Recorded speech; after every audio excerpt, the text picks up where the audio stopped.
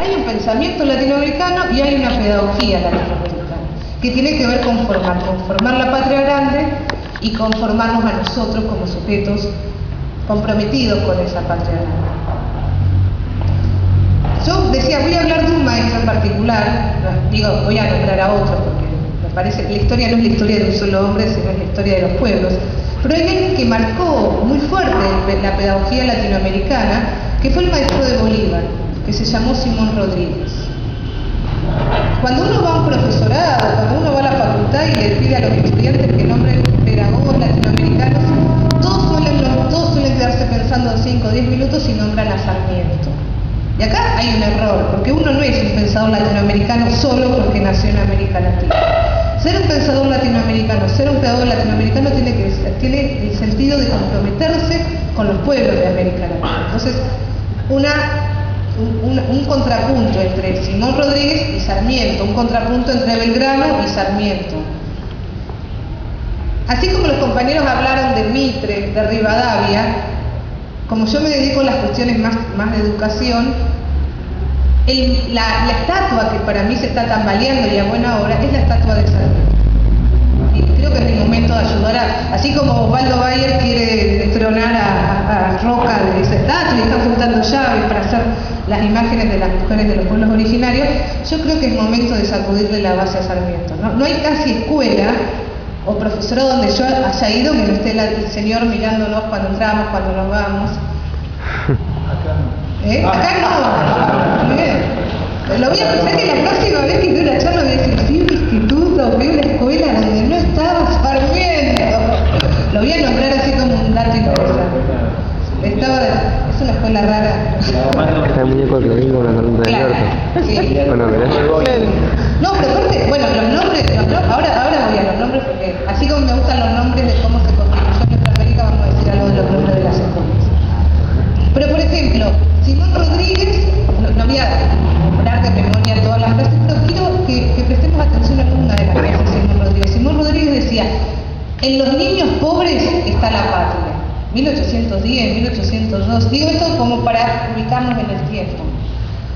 Y él tenía proyectos, y perdón que haga la comparación, pero cuando yo miraba las aulas y compartía ahí, veía el laboratorio, me hizo acordar mucho a Rodríguez. Rodríguez decía que en las escuelas había que enseñar para salir al mundo del trabajo, porque en realidad la idea de formarse, de trabajar, es que uno así no necesita servir a nadie, ¿no? Aprender a laburar para ser autónomo, para ser independiente. Entonces yo creo que si Rodríguez está por acá y de alguna manera está, se sentiría muy orgulloso de ese laboratorio donde los estudiantes aprenden a poder vivir de sus propias manos. Esto me parece que es un dato muy interesante. Rodríguez decía, nuestros niños y niñas, en ese sentido la tenía muy clara Rodríguez, tienen que aprender a leer mejor que sus padres, porque mañana van a ser los diputados, los gobernantes. Entonces esta idea de formar tenía que ver con la esperanza de poder contribuir a esa patria grande. Entonces Rodríguez escribe mucho, pero mucho, son 5 tomos completos las obras de Rodríguez, sobre algo que él llamaba la educación popular. Donde, insisto, él que quería educar a lo que él decía los niños y los cholitos y las cholitas que ruedan en la calle. Yo no quiero a los niños que ríen y que comen bien, porque a mí me interesa trabajar con ellos y trabajar hacia una sociedad nueva, ¿no? Estoy pensando en el nombre de la escuela, hacia una sociedad nueva donde la educación tuviera un lugar central, ¿no? Entonces él dice, denme lo que nadie quiere, denme los cholitos y las cholitas que ruedan en la calle, denme a los adultos que todavía, porque fíjense, si uno piensa, en la colonia hay escuelas coloniales, y al haber el cambio de la colonia a la república, tenía que haber nuevas escuelas, y había que formar ciudadanos, como decía Elías, y no siervos de la colonia. La colonia tenía todo un sistema de castas espantoso, y Rodríguez quería acabar con todo esto. Bueno, Rodríguez escribe mucho sobre esto, y en uno de sus textos lo llama la educación popular. Dicen las malas lenguas, que es cierto, que el señor Sarmiento anduvo por Chile cuando estuvo Simón Rodríguez.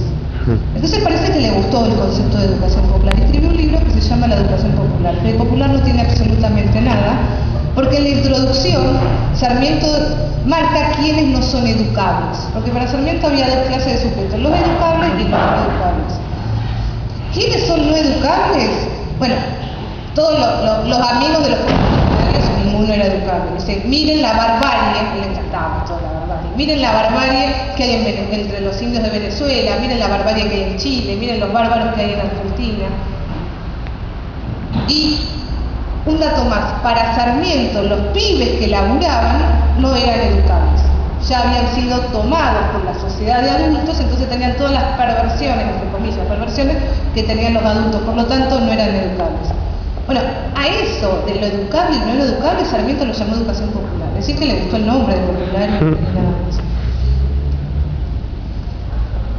Ese libro lo termina de publicar en Chile, ¿no? Este de la educación popular. Pero antes de este libro escribió otro libro que ustedes seguramente, si no lo escucharon, lo van a escuchar, lo van a leer. Por suerte lo hicieron DVD del Facundo, porque si no, ¿qué es el Facundo? Donde aparece claramente el concepto de civilización y barbarie. Un datito, no por una cuestión memorística histórica, pero en 1833 un señor llamado Mr. Cooper escribió dos textos. Uno de ellos, llamado La Pradera, llega a la Argentina a nivel, lo publica Mr. Cooper, donde aparece la dicotomía civilización y barbarie. El texto de Sarmiento es de 1845. Es decir que, evidentemente, Sarmiento le gustó mucho ese texto de La Pradera y toma esta idea de lo civilizado y lo bárbaro y lo lleva a lo que es la vida de Facundo. O sea, que siempre plagiaba. Más plagiado. Claro, porque es interesante, ¿sabes por qué? Porque Rodríguez decía que nosotros teníamos que crear, ¿no? No teníamos que imitar. Y Sarmiento copiaba el modelo francés, como dijo muy bien Marco. Bueno, Copiaba, dale. Perdón. Sí. Los intelectuales de la generación del 37, mayoritariamente, salvo Alberti y después, la generación del 80, siempre copiaron los modelos europeos. Sí. ¿Sabes qué? Es bien interesante. Mirá, ahora que decís esto estoy recordando. Rodríguez decía que había tres clases de colonialismo. Un colonialismo que tenía que ver con el comercio, la traficomanía, otro que tenía que ver con la religión y la superstición, la cultomanía, y después decía que había otro colonialismo, otra manía, que era traer todo importado. Y entonces Rodríguez dice, seguramente a alguien se le va a ocurrir importar chicharrones, ¿no? Para que nuestras mujeres no tengan que ni siquiera producir chicharrones. Y decía, hay de algunos, todavía no lo conocía Sarmiento, ¿no? Hay algunos que quieren importar maestros, ¿no? Entonces dice, ¿qué pasa si importamos maestros? Que nuestros niños y niñas ya no van a querer preguntar absolutamente nada, ¿no? Es decir, te quitaban hasta las ganas de preguntar todo, porque los maestros y las maestras que venían de afuera traían las vidas de afuera, ¿no? Bueno, Sarmiento escribió ese libro Facundo que hay que leerlo, de a poco, de a mucho, pero hay que leerlo. Hay una parte donde Sarmiento